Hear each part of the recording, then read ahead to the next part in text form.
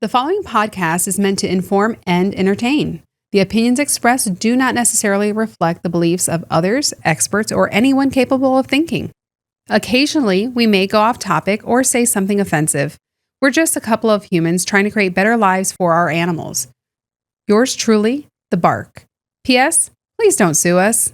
This is The Bark, a pet podcast unleashed.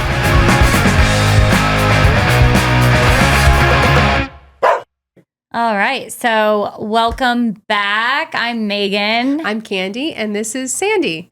Yes, this is Sandy with Forget Me Not Rescue. She's our special guest today because we are, obviously here with The Bark, Pet Podcast Unleashed, presented by Law Saving Paws. Sandy here is our representative from Forget Me Not Rescue because we are going to talk a little about her and some of her four-legged friends who, are saved from a euthanasia list, if we're being honest. We're going to get into that a little today. So on our last episode, we talked about the animal overpopulation and all the contributing factors of it, right? And we thought it was really important to tell you the problem. And now we're going to talk to you about the end result. The end result, right? Yes. Yeah. And so, we're going to talk about why it pertains to you, why you need to care, essentially. Yes. So, Candy, do you want to talk a little bit about, we talk about her. I promise you we're going to talk so much about Sandy. I promise, but I want, just for people who weren't listening. Oh, recap. We'll just do a little bit of recap. Yeah, so in the last episode, we took a pause and said, we're talking about dog overpopulation and the effects of it and everything. And we just wanted to define it during the last episode. And that's what we did. And we talked about 7 major contributors: breeding, responsible breeding, backyard breeding, people who want offspring of their own dog, strays. You have dogs that are allowed to roam but are not fixed, so they can make more puppies along the way. And then I feel like I'm forgetting one. Whoopsie litters. Yes. Whoopsie litters. Changed pets, Yeah. But it's, especially, we just talked a lot about irresponsible breeding practices. Maybe why, how you can find responsible breeders. The breeding and the spay and neuter, I think, when it boils down to it, are the two things that are driving the animal overpopulation. And then, unfortunately, the ripple effects of these two things are creating even more issues. Right. But, so, we talked about Joe Schmo and Plain Jane and how they found love, but not after breeding like a billion puppies and abandoning them. Right. And that's it comes down to responsible spay neuter would help, with the pet overpopulation. And for anybody who's, what's funny is for anybody we talked about responsible breed practices, some of them during the last episode, but you'll find a lot of responsible breeders actually put it in their contract that the dog you buy has to be fixed because they're already thinking it protects their industry. Yes. So if I give you a dog and you're going to go breed it, now you're competing with my sales as a responsible breeder. And not only are you going to compete with me, I don't know what you bred that dog with, and you're going to connect them to. Oh, I see what you're saying. Yeah. The responsible breeders are making. Okay, I'm sorry. I thought you were talking about adopting out dogs. Yeah, but they require the purchased dog to be fixed. Yep. Because if you don't fix your dog that you've now purchased, and your dog ends up having puppies, you're now competing with my business. Yes. And I'm sure there's some, there may be some other, I don't know, I'm not a breeder, but there may be some other reasons as far as, obviously they're concerned for the integrity, but that opens up, again, we'll talk about another episode, but it opens up, well, why aren't they speaking out against the backyard breeders? And I have some things to contribute on that front, but we're not going to talk about that today. Today, I think we just want to jump to kind of give you there's a lot of gray area. There's a lot of different scenarios, but I think we wanted to jump and connect the beginning, the creation of that population, and then the end result. Yep. With some things you wouldn't even consider, honestly. And I think, Sandy is very eager to talk into that microphone. If you're watching, you can see that. And if not, you are totally missing out on this insanely adorable puppy who is almost euthanized because you can see how vicious she is. Yes. So we talked about, of the dogs that are, statistics says that 5 out of every 10 dogs will be euthanized. So remind me, is there more clarity to that? So for more context, Petovely. Yeah. And it says around 670,000 dogs are euthanized in the U.S. every year, which means that about 5,500 dogs are euthanized every day. 5 out of 10 dogs that are enter the shelters, unfortunately, won't be able to find their forever homes. Okay. And what we want to talk about is a lot of people think, well, the dogs there's always going to be some dogs euthanized, okay? But when they think about that, I don't think that they realize the quantity. Yep. And also what type of dogs. People think that it's the older dogs, sick dogs, aggressive dogs that are being euthanized.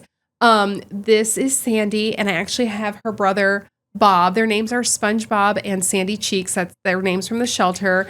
I just call them Sandy and Bob. Bob's comfy. I'm not going to move him. You never wake a sleepy puppy. Yeah. Just like I heard that about babies. Yeah. Never wake a sleeping baby. Yeah, that's smart. But these two are my fosters, and they were about to be euthanized just because of the shelter not having enough room. And the shelter that they came from. And how do you, just so we're clear, so how are you, how do you know that that's the reason?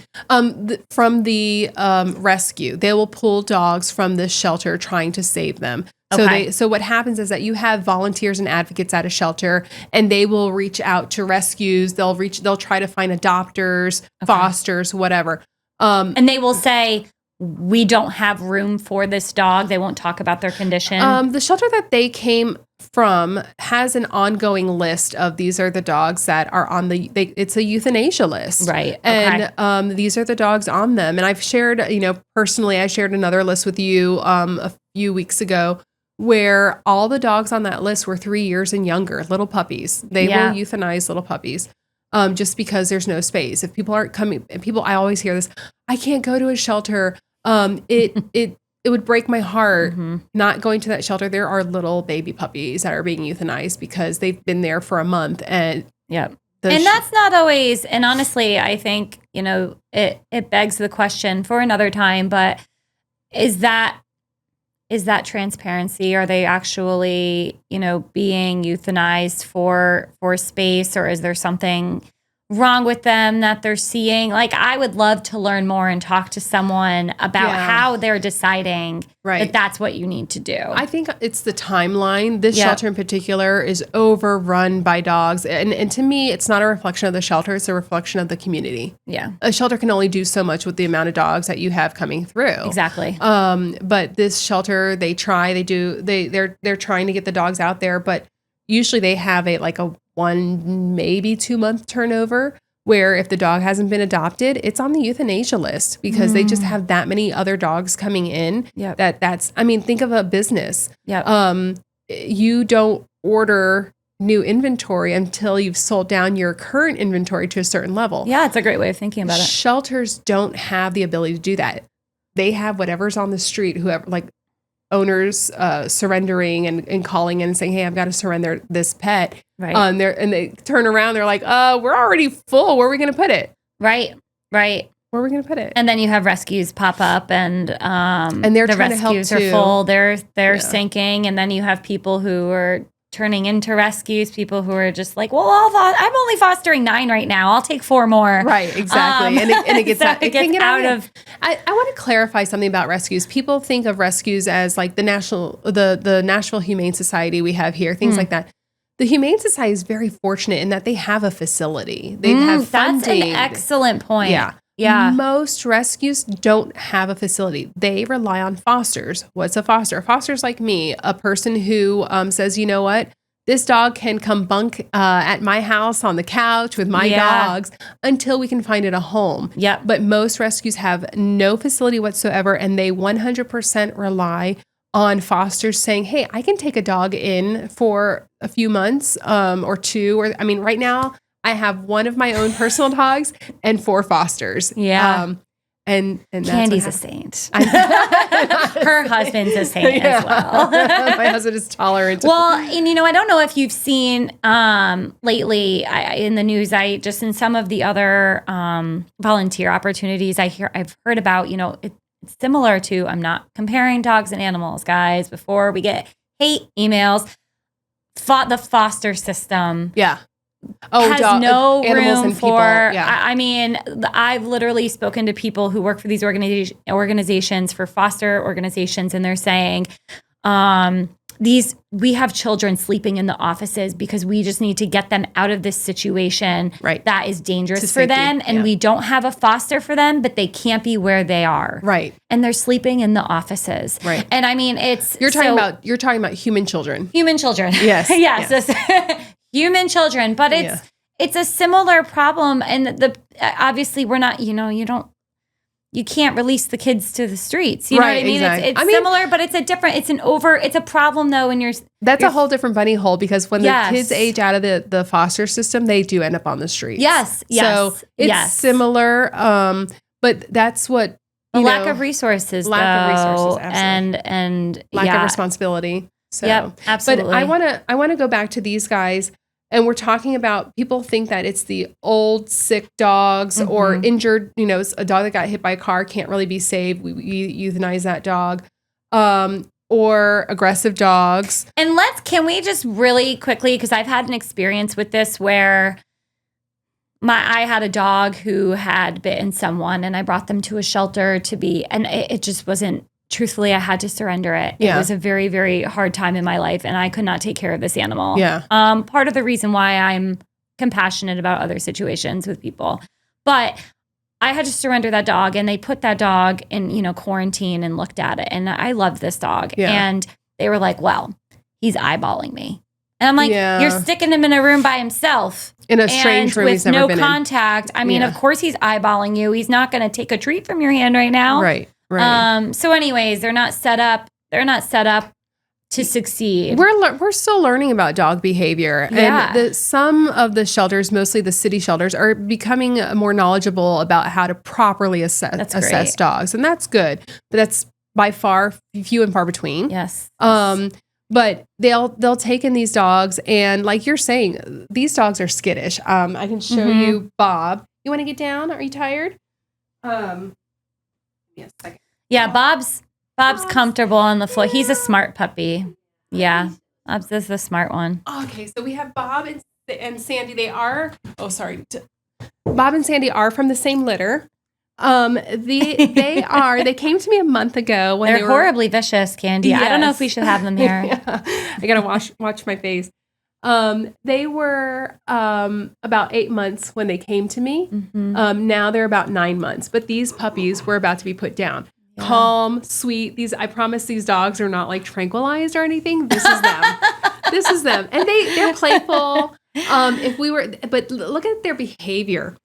In my home, they're playful. They're bouncing around. They go out in the backyard.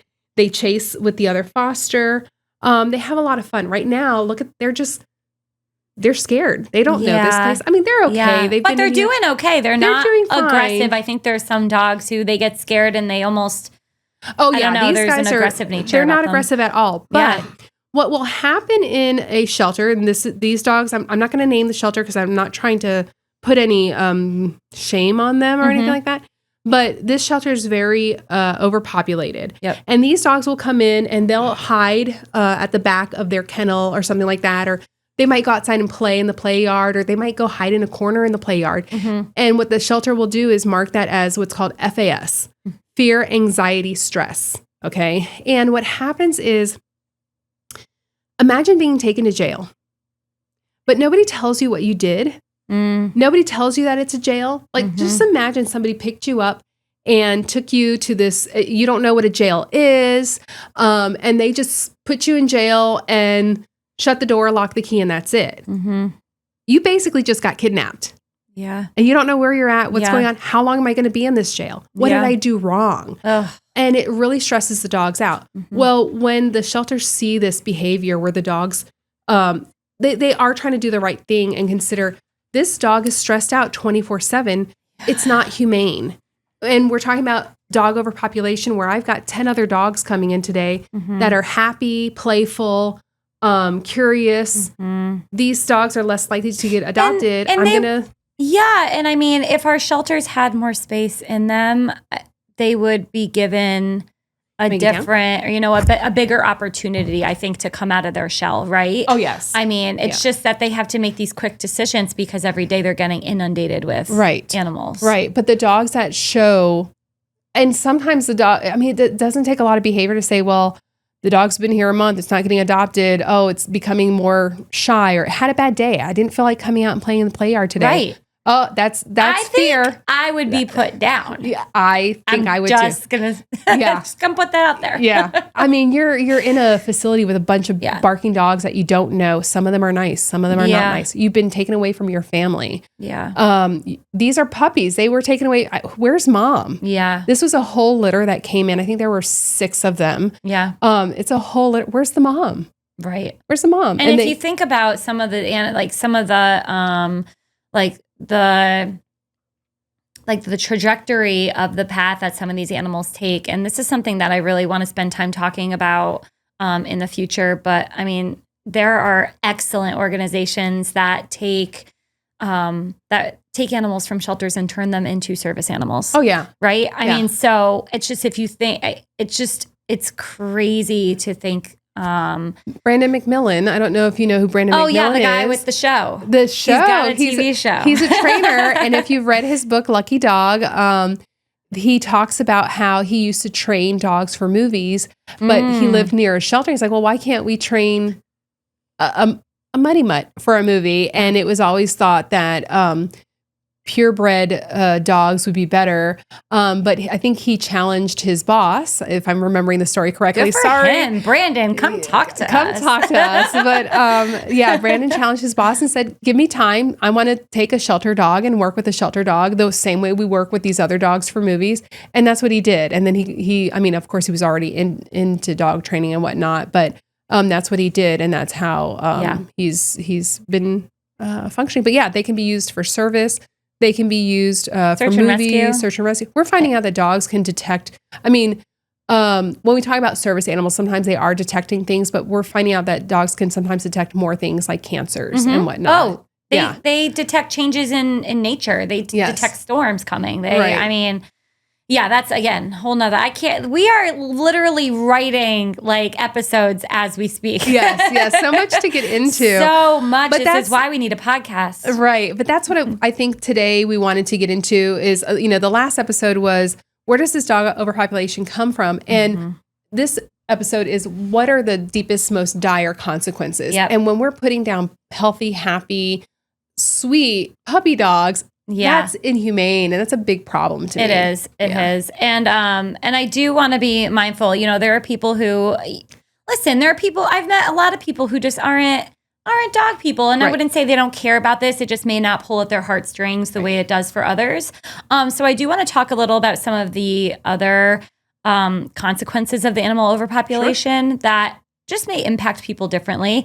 And so we've talked about I guess we'll stay in this realm a little, but pet owners, for instance, and I can relate so much to this. You've talked about it before, but I've never had to carry pepper spray when I've walked my dogs, right? And now I'm like, okay, what park am I going to? What's the stray animal landscape look like over there?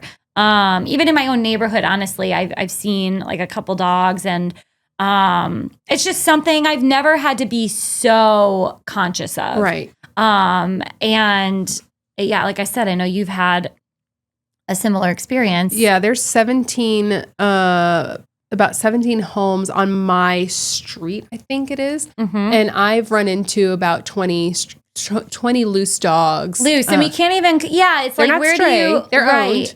Right. But owners thinking that their dogs, that because my dog is larger, my dog is probably double the size of Sandy here, but thinking that because my dog is larger, their dogs can come out, like they're smaller dogs, and come out like raging, barking, going bonkers at my dog. And I'm like, that's not okay. Yeah. I'd be afraid of a rat. Imagine a dog that is even 20, 30 pounds in size, and it's coming at me very aggressively. Yep. It's going to scare me, and it's going to scare my dog. Yes. And who knows what situation. 100%. And, we'll kind of use that as an opportunity to talk about people who don't have dogs, right? Mm-hmm. Maybe you just like to go for a walk through the park. Right. I've talked about it before. My mom is, I kind of like to say, irrationally afraid of dogs. But terrified. I'm afraid this woman will have a heart attack if she sees one off a leash in the park. Yeah. And so because of that, again, I just have to be really cautious where I'm taking my mother for a walk. And Tennessee has my city has excellent parks, but I have to spend a lot of time thinking, is this going to be an issue? Yeah. Yeah. I remember growing up in Miami, and one day, I think I was getting things out of the car, and my little sister, she was several years young, over a decade younger than me. And I had her in one arm, and I'm turning around, and I see this Dalmatian charging, like huge. Those are scary. They got some energy, though. Yes, and they're beautiful. Scary. But I don't know whether this Dalmatian is nice or not. Right. And I had to turn around, shove my little sister in the car, and I ended up slamming the car door shut and just standing against this door while this Dalmatian was like in my face. Right. Fortunately, the dog was very friendly, but that dog could have easily reached up and grabbed me by the throat or whatever. You just don't know. You don't know. You don't know. And you're a dog person. You know what I mean? Right. So imagine, like you said, someone who's not. Right. And also, the dog could be nice, but if it gets scared and I move a certain way and it doesn't know me, now we're kind of like in a knife fight, and neither one of us knows who the aggressor is. Yes. Right? 100%. It can go off. Well, it's like this, I'll relate back to the news story we read, I think at the beginning of our last episode, where, this actually happened. A Memphis neighborhood is being terrorized by dogs. And I will just say, I reached out to the news outlet that reported that and have not heard back, because I really want to know about what's happening. And it is based on some social media posts I see in that area, it sounds like it's still a problem. Okay. But I'm just going to say, this man who's just trying to go to work, right? Responsibly. And, he's got to wait for the dog to be somewhere to get out of his car. It's the whole family. It's not right. Yeah. It's not right. So, we've got folks like that, who it's impacting. And like I said, if you're one of those crunchy, you're one of those crunchy people. I could be crunchy sometimes. I like nature. I like going for hikes. But the stray animal population also competes with wildlife, right? And it does damage to local habitats. It spreads diseases, which can pollute the areas you really enjoy, right? And then I would say pick up after your pets, and don't let your dogs. So I don't think people realize, when we don't pick up feces after our pets, that goes into our drinking water. Yeah, it's great. Tennessee water already doesn't taste great, guys. So now you're drinking poop. Good job. Something about.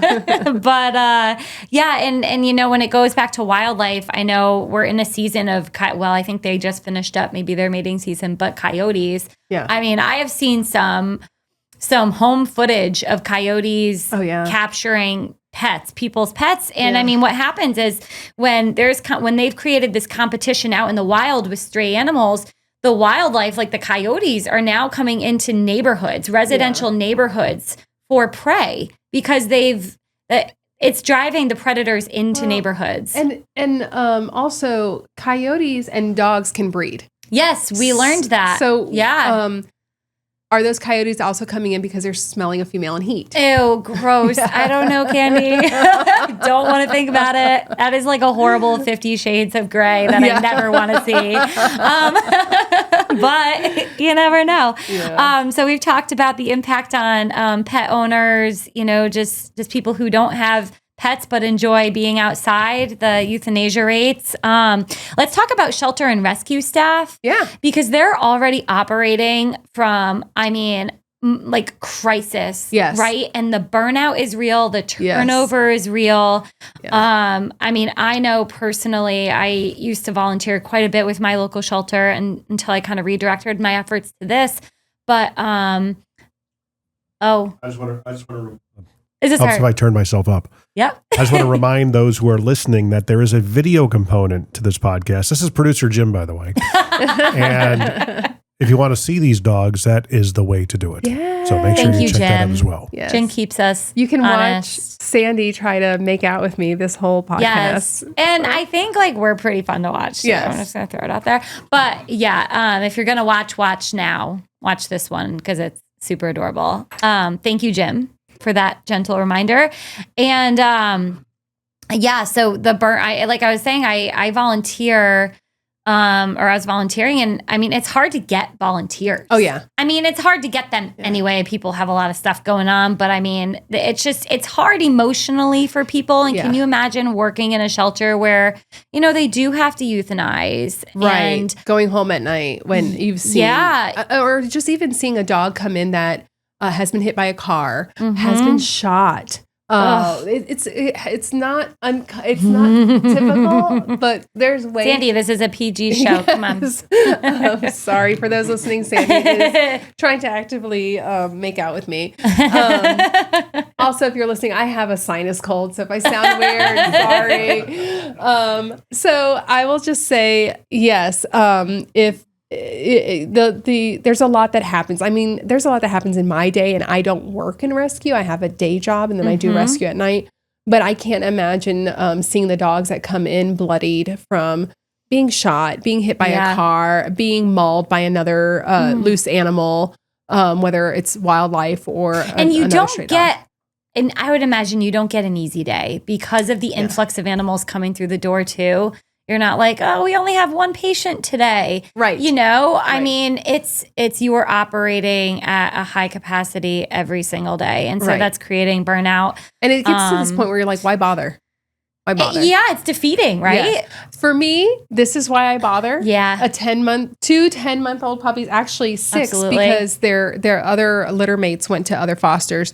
So we can make an impact. And I will say, if you are at all interested in fostering, look up your local rescues, look at their reviews, and see if you want to foster or if you want to help out in computer literacy. If you have computer skills that you can lend, do it. And if it doesn't work out with that rescue, go to another one. And some shelters are even offering some foster opportunities as well. It's a little different, but I think that regardless, there are no shortages of animals that need to be fostered. I would get involved, especially right now. What people are some things that we're not considering is that with COVID, we're going back to work now. We're going back to work physically. So there's more people surrendering their pets because they're having to go back to an office and work longer hours sometimes.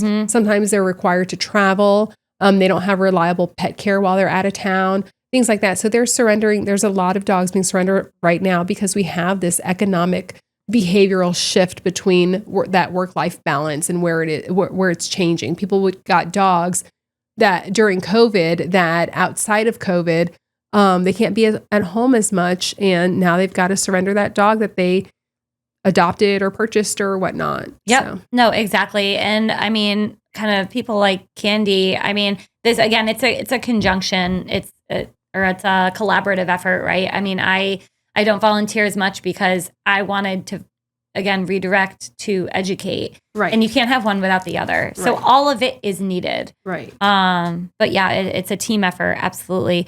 And so some of the other ways, let's see, our mow animals, mow problems. I can't say that 3 times fast. The other impacts. is The what other you're talking impacts. That's the long way of saying it. Yeah. So, let's talk about, hey, do you pay taxes? I mean, I'm not Uncle Sam. I'm not trying to find out if you do. But if you are, and you're living in an area with a shelter, with a municipal shelter, your tax dollars support that shelter. Right. And, the shelter budget is going to change based on the amount of animals that they have in their care and how much room they need. Right. So even euthanasia costs money. Yep, 100%. And it's a lot of money. Yeah. I mean, yep. And then I hate to get gory here, but also get gory. Yeah. Get gory, girl. After a dog is euthanized, it doesn't disappear into thin air. It has to be, it goes to waste. So your waste dollars, you know, there's.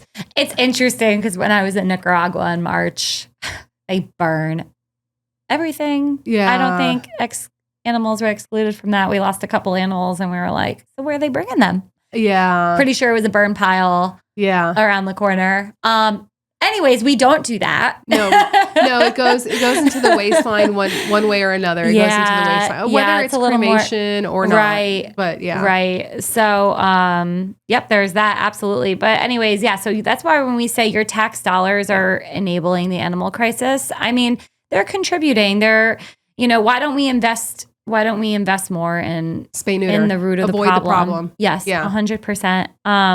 And then, so we've talked about this a little bit, and we're definitely going to dive in for another episode and talking about this, but the public safety threat, which I know I've personally tried to make it a point of focus for my local city council, because there are just some other things happening. And I thought, well, you know what? Let's approach this from a public safety lens. Yes. And what it is, stray or roaming dogs are in the streets because the shelters and rescues can't house them. And it's everything we've already talked about. But I mean, you have concerned citizens who can't even, maybe we're not at that point yet where I live, but it does exist where you can't even get into your car, right? The guy in Memphis without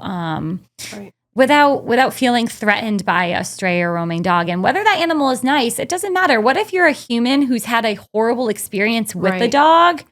I mean, there was a dog shot at one of our parks in Nashville last year because there's two sides to every story. But basically, the person who shot the dog was on a remote collar. Okay. And near its owners, it was walking ahead, but it wasn't on a physical collar. Yep. And this was a very well-behaved dog. The witnesses, even, you have, like I said, you have those two sides to every story. And the person who shot the dog said the dog came charging at them. The owner said, no, the dog didn't. It was very well-behaved. I've heard the word charge, too. It's that in and of itself has its own meaning to different people. Oh, yes. And there were witnesses that said, no, the dog was walking along. And it was doing fine. And this guy took it as a threat and shot the dog and killed it in an instant. So we don't know what has been. I think he did say he had been attacked by a dog before. But we don't know what his background is and how he took that and whatnot. But yeah, you have people who get scared. You have crises right now where people are being afraid of each other and hurting each other. That's a great point. Yep. No. That's a really good point. But yeah, exactly. So we can't discount maybe what someone's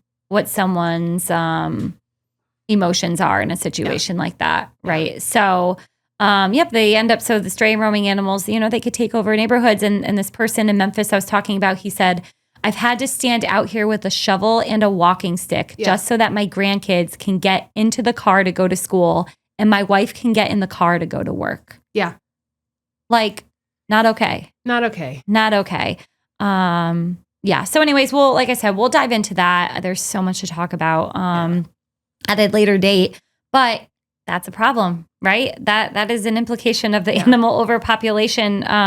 Maybe not directly, but it's certainly related to it. And farmers, right? We live in a state that values its agriculture. Yes, we do. I mean, gosh, so much. And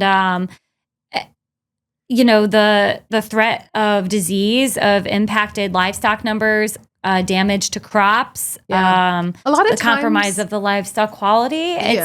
Yes. And I'll dig into that. But a lot of times when we see dogs, I shouldn't say a lot of times. Sometimes when we see a dog come into a shelter that's been shot, it's because they got into a farmer's land. Maybe they kill a chicken or something like that, or they're, whatnot. I can't blame a farmer for their livelihood. It's their livelihood. It's their pets and their family.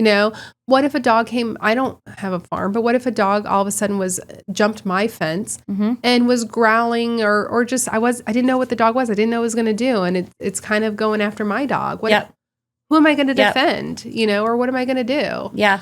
So sometimes when we see shot dogs, that's why. When we talk about the kind of the quality of the livestock, I had a really great friend who was in a rescue, and she explained to me how roaming, a lot of people in rural areas like to let their dogs. Free range animals. I think they may think that if you call it that, it's acceptable. Right. And like a chicken, it can just go where it wants. Right. And they think that they're organic. Giving their dog like the best life if they just let it roam, and it's free and it's independent. Oh, Lord in heaven. That's a cop out, people. Right. Well, this lady, my friend was telling me a story where her dog was not necessarily allowed to roam, but when she took the dog for walks, she let the dog walk freely. Okay. And one day, the dog goes onto a neighboring farm and starts chasing the cattle. And yes. Oh, this isn't going No, anywhere it's not going good. great. So she called her dog back, and she was trying to get the dog back immediately. She was being responsible, but the farmer got mad and came over and said, "Do you like steak?" And she said, "Yeah, I do." "Do you like tender steak or do you like tough steak?" And she's like, "Well, of course I like tender steak." And he's like, "Those cows that are running, they're building muscle." That is something I'd never consider. Yeah. So even if the dog doesn't get to the animal, it's changing its body. Yes. So, wow. So if this farmer is having to constantly Breaking chase news. other dogs off of his land, and I'm going to get tired. And am I going to eventually, maybe the dog is not going to hurt my livestock, but am I going to be tired of defending the quality of my livestock? Am I going to pick up the gun? That's easiest. You know what? Good for, I want to commend that person. Yeah. That was like such an amazing opportunity to educate, that person. And it wasn't, again, that was such a conversational, hey, do you like this? Do you like this? It wasn't, what are you thinking? X, Y, and Z. Maybe there are some later words. You're right. I don't think that they did any name calling. But I do think that they were firm. I'm sure there was anger. Yes. Listen, we're all human. But we have reactions. I think sometimes when we're misbehaving, it's a lack of knowledge, and that's why we're here. Yeah, that's why we're here. Thank you, Candy. Yeah. Well, we're done forever now. Yeah. That was it. No, but that is an excellent point that I've never heard, and it makes a lot of sense. Yeah. I can't wait to have conversations with people in that industry because I just think it's so eye-opening. And again, it's so topical because of the state that we live in. Yeah. Like it is so, we hear it from our representatives, how competitive we're trying to be in the agricultural industry. Right. And it's amazing to me. And again, we're not going to talk about this right now, but I was looking up some other states that are also top producers of agriculture in other states. Yes. And, for me, I think you can have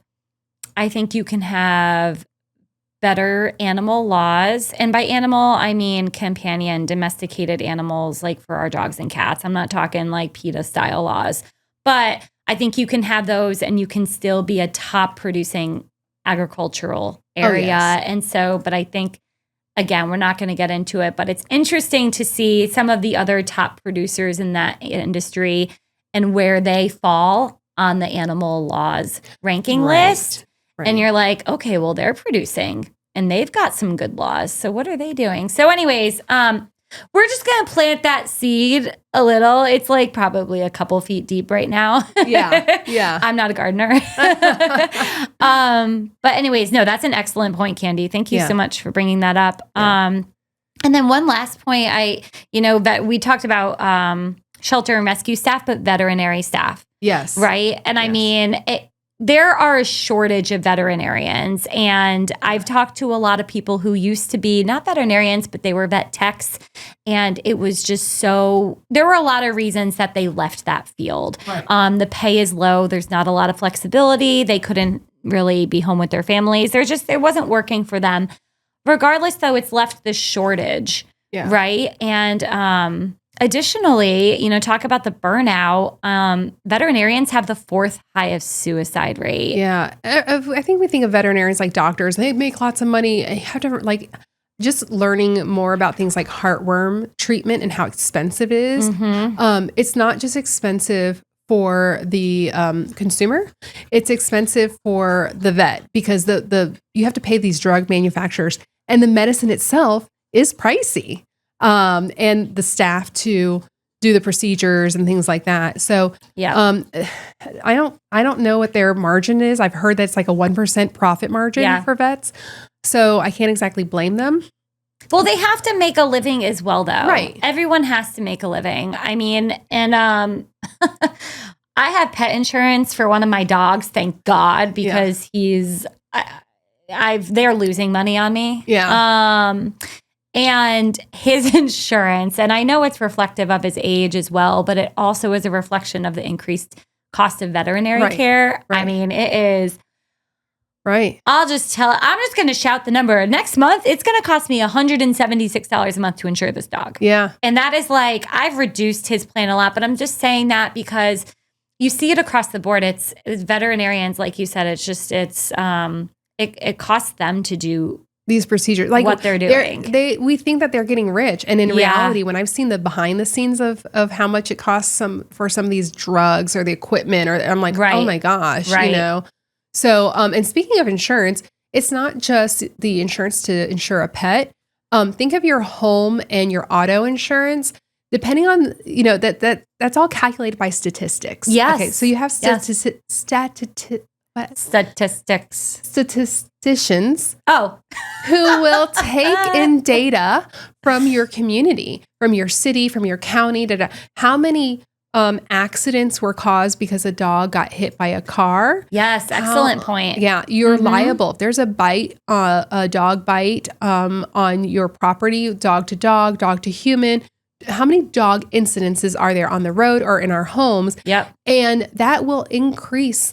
If they have to pay out, they're increasing your rates. That's a really excellent point. And I don't know if you caught this, but I get that, when I get my mail, I get like the email that shows me what I'm going to get in the mail that day. Okay. Right. And there was an ad in there from the USPS last time I looked, and it said, secure your dogs or your deliveries won't be on time. And I go, that's amazing, because the USPS is also telling you to secure your dogs. Like they've exposed another. I never would think your mail's not getting to you on time. Yeah. Think of the disruption in service. I mean, I've heard, I recently had a conversation with a UPS driver, and he was telling me just horrid stories about dogs and delivery drivers. Yeah. But it was just really, it was so timely, it was so timely for me to see that, because we talk so much about securing your animals. Right. And I go, even the USPS is fed up. Yes. Yes. I don't want to go to work where I'm literally going to get bite and mauled. No. No. So yeah, no, 100%. Yeah. So like, as you can see, and again, we could probably sit here and talk for another hour about this, but we won't. You're welcome. Watch us. But let's, I do want to leave this, so we give you all of this information throughout an episode, right? And sometimes you may be wondering, like, all right, well, what do I do? Right. Besides, what can I do to help? Yes. I do want to say sharing, it's not sexy. Just share the information. Right. I mean, honestly, tell your neighbor or your hairdresser, your therapist, your stepson. I don't care. Just share the information, right? Yeah. If you're talking about what we're talking, the stuff that we're talking, that you're learning on this, Yeah. And today in particular, because you may have people in your life who don't like dogs, right? Share the other implications. Right. If you know someone breeding next door, just have a conversation. Right. Nothing has to be confrontational and scary. Right. It's asking, start with a question. Yeah. And then, Candy, I don't know if you just want to remind folks why they should, be more cautious about spaying and the repercussions of spaying and neutering. Just kind of remind us. Are we talking about the dogs at 6 months old? Oh, we sure are. Yeah. Yep. Okay. So I'll say it loud and proud again. Your dog can go into heat. Female dogs can go into heat as early as 6 months old. Cats, 4 months. You don't have to wait till they're a year old to fix them. Call your vet, find your local spay neuter clinic, low cost spay neuter clinic. But yeah, look into all that and be responsible. Get your dog fixed. I've heard vets say if you're waiting past a heat, there needs to be a 2 barrier system in place if you are trying to keep different genders from each other. So yeah, be responsible. Don't contribute. Don't have those whoopsie litters. Yep. Don't try to breed on your own. We can talk about trying to breed on your own. There's so much more to it, including risks to your dog themselves. So, and it's these small actions that'll add up. They'll compound. I have a neighbor that went and got 4 dogs at once and didn't have a proper fence. And after several months, I sent them a text and said, hey, those dogs are about 6 months now. Do you realize they can go into heat at any moment from now, moving forward? They didn't know that. Right. And they were great. They really did. They're like, oh, we didn't realize that that's how early it started. And they immediately went and got the dogs fixed. Oh, that's awesome. Very responsible. So if you see stray dogs and you want to know what did help, I would imagine the text you sent them did not have any capital letters or exclamation points. No. We've never name called. We could be civil. Yes. We've had some tension between us and the neighbors for a few things, but we've never name called each other. We're very respectful, and it's always trying to lend a helping hand. Yes. Is where I always try to start. And they were very receptive to that. And like I said, they immediately went out and took responsibility. That's awesome. Well, thank you for doing what you do. And so, we want to hear from you. We talk a lot about a lot of different types of people throughout this show and how we're all in this. We are all truly impacted by this. We want to hear from you. You can engage with us on social media. It's The Bark LSP. You can find us on Facebook and Instagram or email us at thebark@lawssavingpaws.org. We want to hear your stories. Yes, 100%. And if you want to learn any more about what our organization is doing, visit lawssavingpaws.org. And we really look forward to getting to know some of you guys. Thank you so much for listening. Thanks for listening. Please share. Yes, share. Share, subscribe. Sharing is caring.